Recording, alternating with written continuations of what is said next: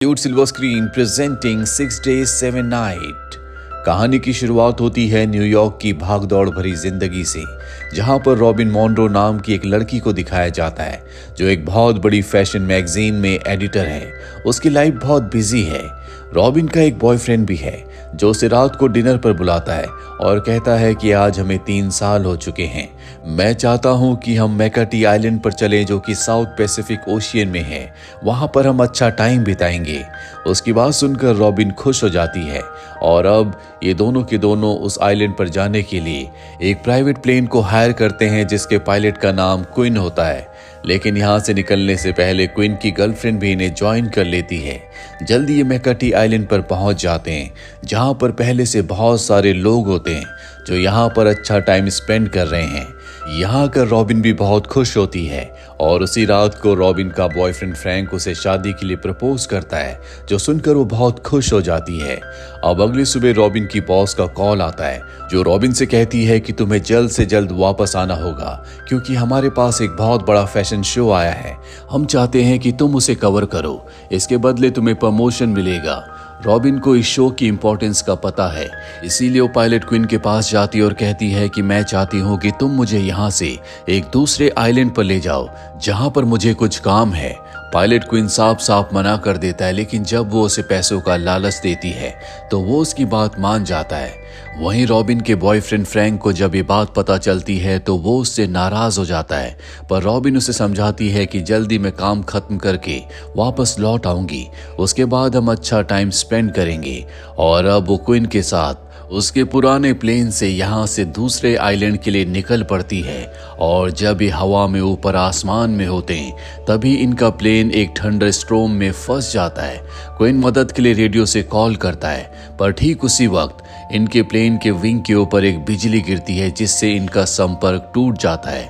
Robin बहुत ज्यादा डर जाती है, इसीलिए वो अपनी एंजाइटी पिल्स खाती है जिसकी वो ओवरडोज ले लेती है, इसीलिए अब वो बेहोश हो रही है। ये सब देखकर क्वीन को बहुत गुस्सा आता है। साथ ही वो देखता है कि उसके प्लेन का फ्यूल खत्म होने वाला है। हालांकि वो वापस लौटना चाहता था, पर अब उसके पास इतना फ्यूल नहीं है कि वो वापस उसी आइलैंड पर जा सके जहां से दोनों के दोनों आए हैं। इसीलिए वो तय करता है कि पास ही के आइलैंड पर वो अपने प्लेन को लैंड करेगा। और अब वो उस आइलैंड पर पहुंच जाता है और जब लैंडिंग होती है तो उसका प्लेन एक पत्थर से टकराता है जिससे इनका प्लेन रुक जाता है। अगली सुबह जब तूफान पूरी तरह से शांत हो जाता है तो क्वीन अपने प्लेन के पास बैठा होता है। वहीं हमें रॉबिन को दिखाया जाता है जिसके ऊपर अब भी उसकी दवाइयों का असर है, पर जल्दी वो होश में आ जाती है। वो रॉबिन से पूछती है क्या प्लेन ठीक है। वो कहता है कि नहीं, इसका गियर टूट चुका है जिसे मैं रिपेयर नहीं कर सकता, हमें यहाँ पर मदद का इंतजार करना होगा। उसकी बात सुनकर रॉबिन बहुत ज्यादा गुस्से में आ जाती है। वो कहती है कि मेरे पैसे मुझे वापस करो जो मैंने तुम्हें इस जर्नी के लिए दिए थे। क्वीन को उसकी बातों पर बहुत गुस्सा आता है क्योंकि इन दोनों की जान खतरे में है, इसीलिए वो उसके पैसे फाड़ कर उसके हाथ में रख देता है। और अब इन दोनों को यहाँ पर अपने लिए शेल्टर बनाना होगा, साथ ही एक हेल्प का निशान भी, ताकि अगर कोई आसपास से या ऊपर से गुजरे तो वो हेल्प का निशान देकर इन दोनों को बचाने के लिए यहाँ पर आ जाए। और जब भी प्लेन में जरूरत की चीजों को ढूंढ रहे होते हैं तभी रॉबिन को अंदर एक लाइफ बोट मिलती है, पर क्वीन कहता है कि अगर तुम सोच रही हो कि इतने बड़े समंदर को तुम लाइफ बोट से क्रॉस कर लोगी तो ये नामुमकिन है। वहीं दूसरी तरफ हमें आइलैंड पर रॉबिन के बॉयफ्रेंड को दिखाया जाता है जिसके पास रॉबिन की बॉस का कॉल आता है और वो से पूछती है कि रॉबिन अब तक उस जगह पर क्यों नहीं पहुंची जहां उसे जाना था। ये सुनकर वो हैरान हो जाता और बताता है कि एक दिन पहले ही वो यहाँ पर एक पायलट क्वीन के साथ उस आइलैंड के लिए निकल चुकी है। यहाँ पर क्वीन की गर्लफ्रेंड भी होती है जो कि अब क्वीन के लिए परेशान है। ये दोनों के दोनों इस जगह के मैनेजर के पास जाते हैं और यहाँ पर रेस्क्यू टीम बुलाने के लिए कहते हैं। वहीं हमें रॉबिन और क्वीन को दिखाया जाता है जो उस जंगल में पानी ढूंढ रहे होते हैं। जल्दी ये एक पानी के झरने के पास पहुंच जाते हैं जहां पहुंचकर ये बहुत खुश होते हैं क्योंकि अब इनके पास पीने के लिए पानी है, पर इसके बाद इन्हें खाने का इंतजाम करना होगा। यहाँ पर क्वीन बड़ी चालाकी से एक पक्षी को पकड़ लेता है जिसे खाकर ये दोनों अपनी भूख मिटाते हैं। साथ ही ये अपनी पर्सनल लाइफ को डिस्कस भी करते हैं। अब तक ये दोनों एक दूसरे से लड़ रहे थे, पर अब रॉबिन को क्विन से बातें करके समझ में आ जाता है कि वो एक अच्छा इंसान है। दूसरी तरफ हमें रॉबिन के बॉयफ्रेंड को और क्विन की गर्लफ्रेंड को दिखाया जाता है, जिन्हें एक रेस्क्यू प्लेन मिल जाता है, जिसके बाद वो इन दोनों को ढूंढने के लिए वहां से निकल पड़ते हैं और जल्दी उस आइलैंड के ऊपर पहुंच जाते हैं जहां पर ये दोनों के दोनों फंसे हुए हैं। पर इन्होंने वहां पर कोई भी हेल्प का साइन नहीं बनाया। साथ ही क्विन ने रात को बहुत ज्यादा शराब पी ली थी, जिस वजह से उसे होश नहीं होता। पर हेलीकॉप्टर की आवाज को रॉबिन सुन लेती है।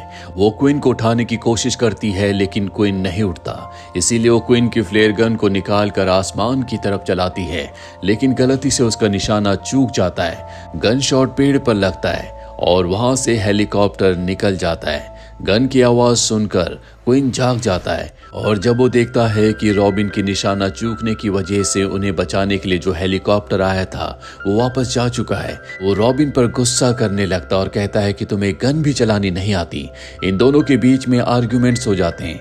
हालांकि रॉबिन के पास उसका फोन भी है और इस आइलैंड पर कवरेज नहीं है और अब ये तय करते हैं कि ये यहाँ से ऊंचाई पर जाएंगे, यानी कि इनके सामने जो पहाड़ है इन्हें उस पहाड़ पर चढ़ना होगा। ये दोनों के दोनों उस पहाड़ पर चढ़ना शुरू कर देते हैं, पर तभी एक जगह से मिट्टी नीचे धंस जाती है, जिसके अंदर रॉबिन गिर जाती है, लेकिन क्विन उसे बचा लेता है और अब एक बार फिर से दोनों के दोनों पहाड़ को चढ़ना शुरू कर देते हैं।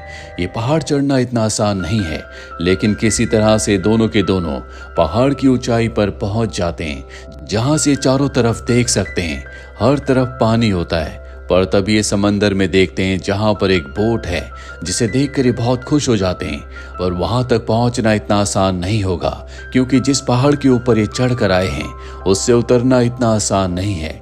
लेकिन फिर भी ये जल्दी जल्दी उस पहाड़ से उतरते हैं। इन्हें नीचे पहुंचते पहुंचते रात हो जाती है, पर अब ये इस आइलैंड पर और रुकना नहीं चाहते। इसीलिए इनके पास जो लाइव बोट होती है, उस लाइव बोट से ये यहाँ से निकल जाते हैं। पूरी रात ये बोट को चलाते रहते हैं। अगली सुबह ये उस दूसरी बोट तक पहुंच जाते हैं, जिससे क्विन और रॉबिन दोनों बहुत खुश हैं। पर तभी क्विन अपनी दूरबीन से देखता है कि शिप में कुछ आदमी एक आदमी को मारकर पानी में फेंक रहे हैं। क्विन समझ जाता है कि ये पायरेट्स हैं जो समंदर में दूसरे लोगों को लूटते हैं। इसीलिए रॉबिन से कहता है कि उन्हें इशारा मत करो, पर अब तक वो पायरेट्स इन्हें देख चुके होते हैं। इसीलिए पायरेट्स का जो लीडर होता है वो अपने लोगों को इन दोनों को पकड़ने के लिए भेजता है। क्विन रॉबिन से कहता है कि हमें जल्द से जल्द किनारे तक पहुंचना होगा। ये किनारे की तरफ बढ़ने लगते हैं, पर इनकी जो बोट होती है उसकी स्पीड बहुत कम है। वहीं दूसरे जो पायरेट्स हैं वो लगातार इनके करीब आ रहे होते हैं। वो इन पर गोलियां चलाते हैं, जिस वजह से इनकी जो लाइव बोट होती है जिसके अंदर एयर है, उसकी एयर निकल जाती है। दोनों के दोनों पानी में गिर जाते हैं और किसी तरह से दोनों बचकर आइलैंड तक पहुंच जाते हैं। पायरेट्स भी आइलैंड पर पहुंच चुके हैं। हालांकि ये उनसे बचने की कोशिश करते हैं, पर पायरेट्स इन दोनों को पकड़ लेते हैं। इन दोनों को समझ में आ चुका है कि पायरेट्स इन्हें मार देंगे। इसीलिए रॉबिन उनसे झूठ कहती है कि हमारे पास बहुत सारा गोल्ड है जो हमने इस आइलैंड में कहीं पर छुपाया हुआ है। दरअसल वो अपनी जान बचाने के लिए झूठ बोल रही होती है। पायरेट्स उसकी बातों में आ जाते हैं और कहते हैं कि हमें वो गोल्ड चाहिए, और अब ये उन्हें अपने साथ आइलैंड में घुमाना शुरू कर देते हैं। और जैसे इन दोनों को मौका मिलता है ये वहां से भागने में कामयाब हो जाते हैं। पायरेट्स अब भी इनका पीछा कर रहे हैं। ये दोनों के दोनों भागते हुए एक क्लिफ तक पहुंच जाते हैं। पायरेट्स इनके पीछे हैं, इसीलिए मजबूरी में इन दोनों को वहां से कूदना पड़ता है। पर अब भी ये पूरी तरह से सुरक्षित नहीं है, क्योंकि एक बार फिर से वो तीनों के तीनों पायरेट्स इन तक पहुंच जाएंगे। ये दोनों के दोनों जंगल में भटक रहे होते हैं। तभी क्विन को पेड़ के ऊपर एक प्लेन दिखता है जो वर्ल्ड वॉर 2 का है। शायद वर्ल्ड वॉर 2 के वक्त यहाँ पर ये प्लेन क्रैश हुआ होगा। क्विन कहता है कि हो सकता है कि हमें इससे कुछ मदद मिले, लेकिन अब रात हो चुकी है, इसीलिए दोनों वहां पर आग जलाते हैं। रॉबिन क्विन से कहती है कि तुमने मेरी बहुत मदद की है, इसके लिए मैं तुम्हारी शुक्रगुजार हूँ। रात ये दोनों वहीं पर सो जाते हैं। अगली सुबह जब रॉबिन की आंख खुलती है तो देखती है कि क्विन ने प्लेन के कुछ हिस्सों को पेड़ से नीचे निकाल लिया है, जिसके बाद वो एक राफ्ट बनाकर प्लेन के उस हिस्से को पानी से यहाँ से बाहर ले जाता है। रास्ते में वो कुछ लकड़ियों को भी अपने साथ रख लेता है। जल्दी वो अपने क्रैश हुए प्लेन तक पहुंच जाता है। दरअसल वो अपने प्लेन को रिपेयर करना चाहता है कि ये दोनों यहाँ से निकल सकें। वो अपने प्लेन को मॉडिफाई करके उसे पानी में तैरने वाला प्लेन बना देता है ताकि पानी को यानी कि समंदर को वो रनवे के तौर पर इस्तेमाल कर सके। और अब वो पूरी तरह से अपने प्लेन को तैयार कर देता है। और जब वो यहाँ से निकलने वाला होता है तो पायरेट्स इन दोनों को देख लेते हैं। वो इन पर गोलियां चलाते हैं जिससे क्विन इंजर्ड हो जाता है। रॉबिन कहती है कि हमें जंगल के अंदर जाना होगा, पर क्विन कहता है कि हमारे पास ये आखिरी मौका है, हम यहाँ से निकल सकते हैं। इसीलिए दोनों के दोनों प्लेन के अंदर बैठ जाते हैं और अब ये प्लेन को टेक ऑफ करने में कामयाब हो जाते हैं। पायरेट्स इनके ऊपर एक तोप के गोले से फायर करते हैं और गलती से वो इन्हीं की बोट पर गिर जाता है जिससे इनकी बोट ब्लास्ट हो जाती है। कुछ पायरेट्स अपनी जान बचाकर पानी में कूद जाते हैं, पर अब रॉबिन और क्विन दोनों यहाँ से निकल चुके हैं और क्विन बहुत ज्यादा इंजर्ड है। इसीलिए रॉबिन से कहता है कि तुम्हें प्लेन चलाना होगा। वो प्लेन चलाने के बारे में उसे कुछ बातें बताता है जिसके बाद वो बेहोश हो जाता है। वहीं दूसरी तरफ हमें आइलैंड पर दिखाया जाता है जहां पर क्विन की गर्लफ्रेंड और रॉबिन का जो बॉयफ्रेंड है वो दोनों के दोनों बहुत परेशान है। दरअसल सब ने मान लिया है कि उन दोनों की मृत्यु हो चुकी है, इसीलिए उनकी याद में एक शोक सभा रखी जाती है।